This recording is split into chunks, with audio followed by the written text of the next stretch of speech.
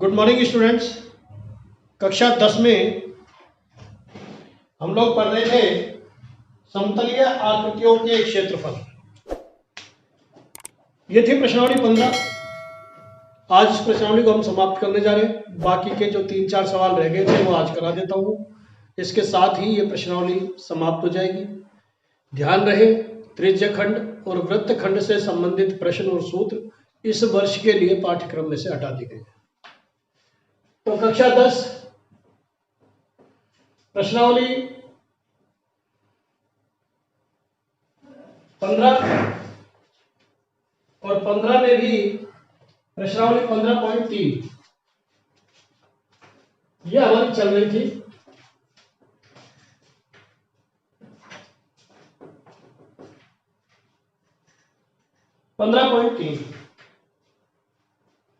प्रश्न संख्या 8।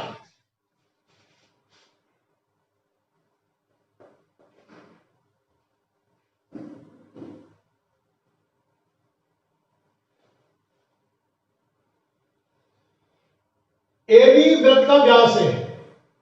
A B वृत्त का व्यास है।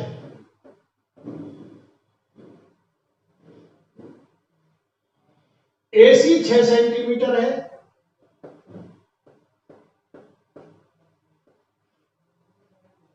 BC 8 सेंटीमीटर है।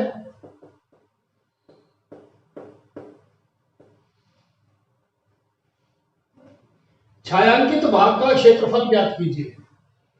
देखिए, ऐसे आपको एक त्रिभुज बनाया हुआ है, वृत्त बनाया हुआ है और वृत्त में एक त्रिभुज है।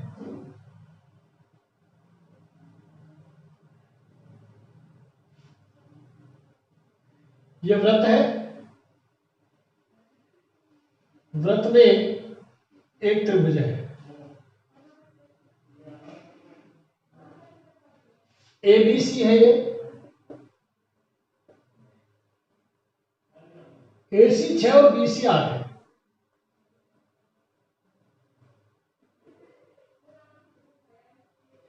यह छायांकित भाग है।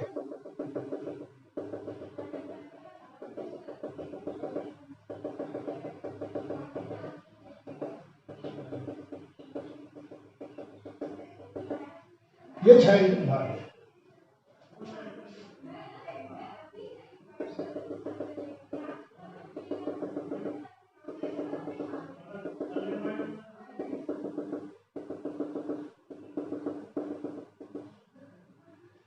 तो आप लिखेंगे छायांकित क्षेत्रफल का भाग, छायांकित क्षेत्र का क्षेत्रफल, छायांकित भाग का क्षेत्रफल बराबर हो जाएगा वृत्त का क्षेत्रफल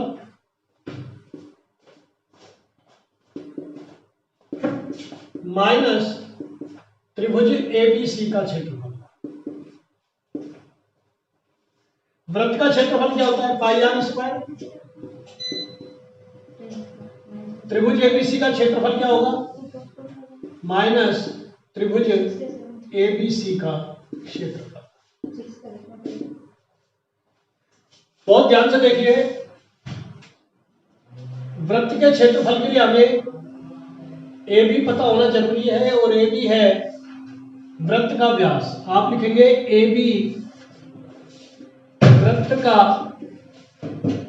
व्यास है, इसलिए कोण C बराबर 90 डिग्री। अर्धवृत्त का शेष परिधि पर बना कोण समकोण होता है। अर्धवृत्त का कोण, इसको ऐसे बोलेंगे, अर्धवृत्त का शेष परिधि पर बना कोण समकोण होता है, इसलिए कोण C हमने बता दिया 90 डिग्री। ठीक है। अतः पाइथागोरस प्रमेय से, पाइथागोरस सूत्र द्वारा AB बराबर क्या हो जाएगा? ये कर्ण है, समकोण त्रिभुज में ये क्या हो गया? कर्ण। AC square plus BC square का वर्गमूल, यानी कि 6 का स्क्वायर प्लस 8 का स्क्वायर 36 64 यानी कि बराबर 10 सेंटीमीटर। ये जो समकोण त्रिभुज का कर्ण है यही वृत्त का व्यास है, अतः वृत्त का व्यास AB बराबर 10 सेंटीमीटर, इसलिए त्रिज्या बराबर आ जाएगी 5 सेंटीमीटर। तो छायांकित भाग का क्षेत्रफल क्या हो जाएगा? छायांकित भाग का क्षेत्रफल pi r square 22/7 into r square 5 into 5 minus, चूंकि एबीसी समकोण त्रिभुज है इसलिए 1/2 आधार इंटू ऊंचाई,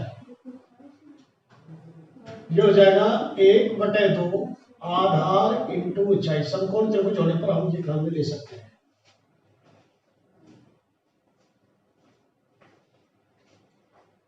तो देखिए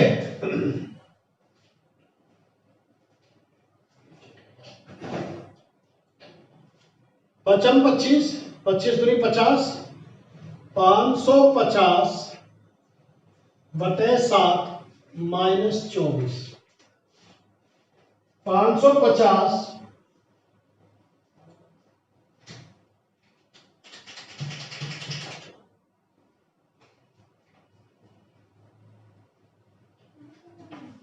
तो लघुत्तम लो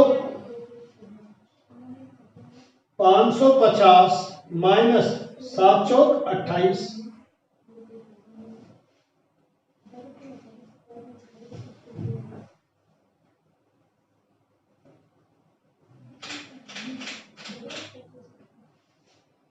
यह आ गया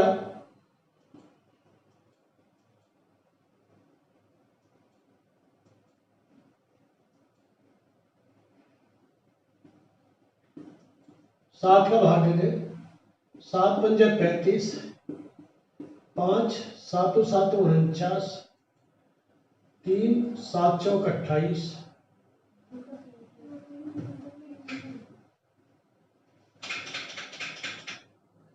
57 पॉइंट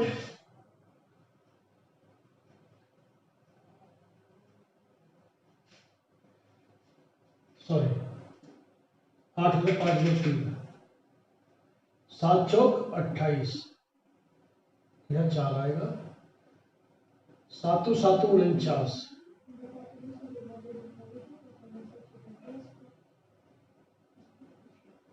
तो 7 पंजे 35 और 7 7 49 54.57 वर्ग सेंटीमीटर।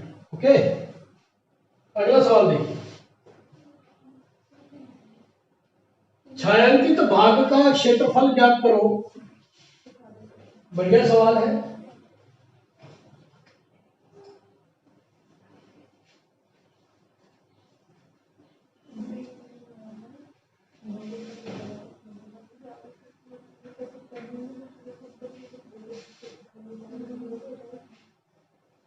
आपको एक वर्ग दे रखा है,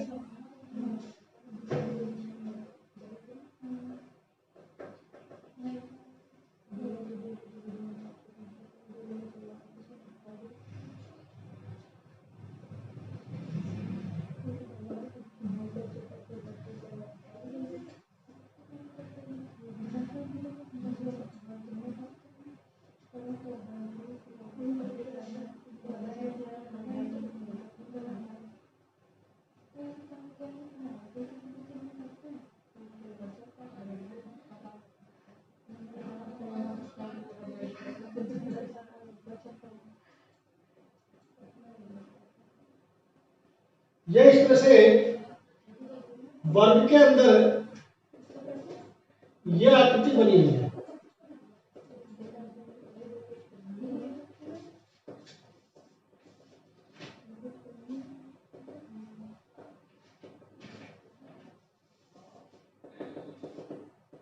ये ABCD एक वर्ग है जिसकी भुजा है 10 सेंटीमीटर, ये ए बी सी और डी, ठीक है। वर्ग की प्रत्येक भुजा को व्यास मानकर ये अर्धवृत्त खींचे गए हैं। एक ये वाला अर्धवृत्त, एक ये अर्धवृत्त,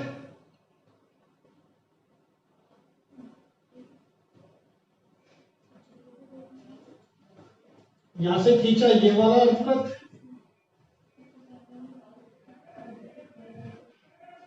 और यहां से खींचा ये वाला अर्धवृत्त। ये अर्धवृत्त खींचे गए तो ये आकृति बन गई। छायांकित भाग का क्षेत्रफल ज्ञात करो। देखो बड़ा सिंपल सा है।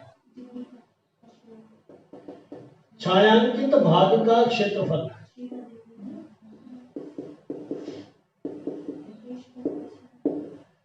देखिए जैसे ये वर्ग है,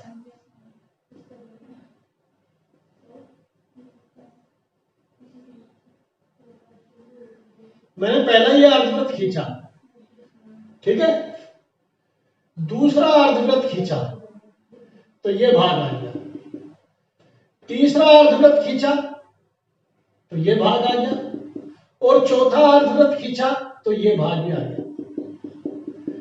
तो क्या हो जाएगा, 4 अर्धवृत्तों का क्षेत्रफल माइनस इस अर्धवृत्त में ये वाला भाग भी आ गया, इस अर्धवृत्त में ये भाग आया, इस अर्धवृत्त में ये भाग आया, और इस अर्धवृत्त में ये भाग आया, में से वर्ग का क्षेत्रफल घटा दिया। वर्ग का क्षेत्रफल यदि घटा दे तो यह छायांकित भाग हमारा आ जाएगा। जब हमने यह अर्धवृत्त खींचा तो यह आ गया,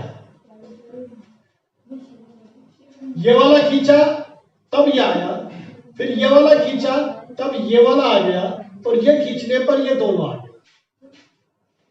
यानी कि ये वाला भाग इस अर्धवृत्त में भी आ गया, इसमें भी आ गया, ये वाला भाग इस अर्धवृत्त में भी आ गया, इस वाले में भी आ गया।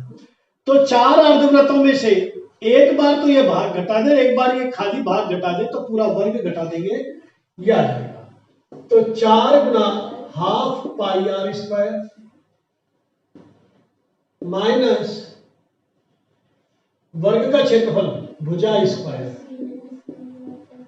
तो 4 गुना 1/2 गुना 22/7 इंटू 5 माइनस 10 गुना 10, ठीक, 2 दूनी 4, 5 25, 25 दूनी 50,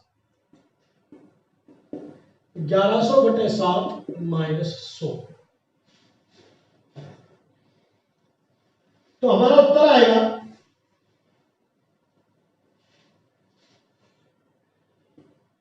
1100 माइनस 700/7 यानी कि 400/7।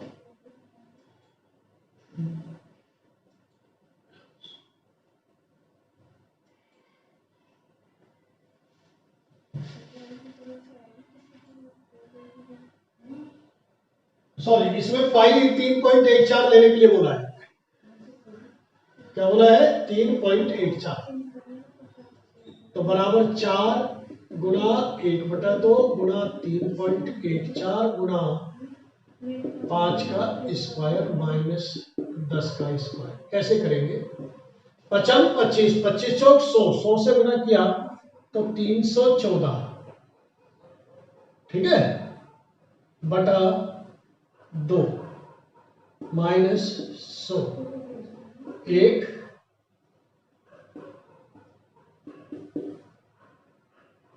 बराबर आ गया 57 वर्ग सेंटीमीटर। यह आ गया अपना 57। अब अगला प्रश्न देखिए,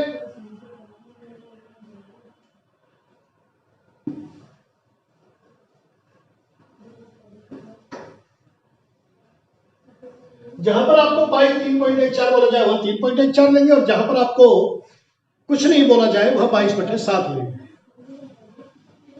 एक आकृति दी हुई है अर्धवृत्ताकार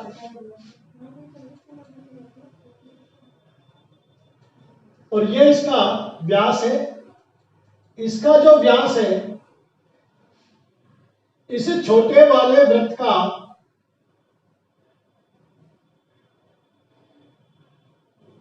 इसकी जो त्रिज्या है, इसकी त्रिज्या छोटे वृत्त का व्यास है।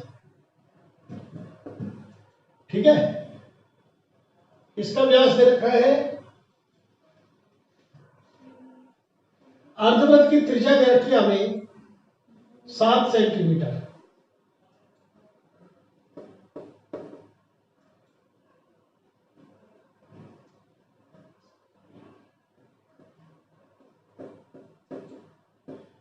तो 7 सेंटीमीटर क्या हुआ, आप लिखेंगे अर्धवृत्त की त्रिज्या, अर्धवृत्त की त्रिज्या बड़ा आर बराबर 7 सेंटीमीटर। यही लघु वृत्त की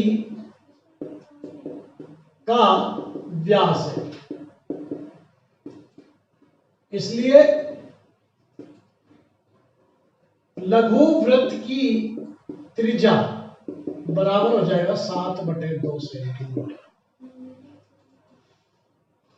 इसका क्षेत्रफल पूछा है तो आप लिखेंगे छोटे वाले वृत्त लघु वृत्त का क्षेत्रफल πr² 22/7 7/2 7/2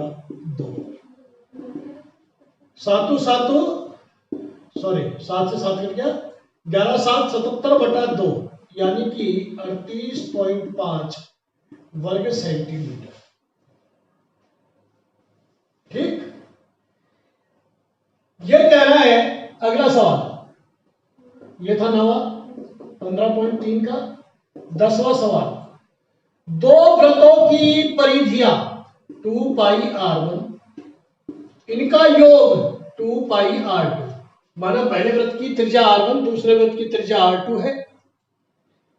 दोनों की परिधियों का योग किस इनसे बने बड़े वृत्त की परिधि के बराबर है। बड़े वृत्त की त्रिज्या r, हमने माना बड़े वृत्त की त्रिज्या r, पहले वृत्त की त्रिज्या r1, दूसरे वृत्त की त्रिज्या r2, इन दोनों का योग बड़े वृत्त किसी बड़े वृत्त की त्रिज्या परिधि के बराबर है। तो इनमें से कौन सा स्टेटमेंट सही है? आपको कई विकल्प दिए, 4 विकल्प दिए हुए हैं। सबसे पहले कॉमन लीजिए, r1 + r2 बराबर 2πr। 2π से 2π कट गया, ब्रैकेट के बाहर की संख्या कर सकती है। r बराबर r1 + r2, ये ऑप्शन सही है। यानी कि हमारा उत्तर आएगा ए। 14 सेंटीमीटर भुजा वाले वर्ग के अंतर्गत बने वृत्त की परिधि बताइए। ये सवाल मैं आपको करा चुका हूं।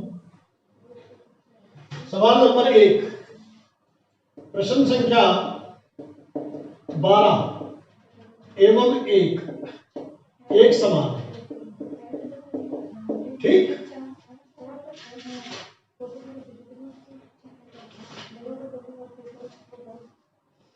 इस तरह से यह प्रश्नावली हमारी समाप्त हुई, टॉपिक भी समाप्त हुआ। आप लोग सभी प्रश्नों को रजिस्टर में करें, जो समझ में नहीं आए पूछ लें। धन्यवाद।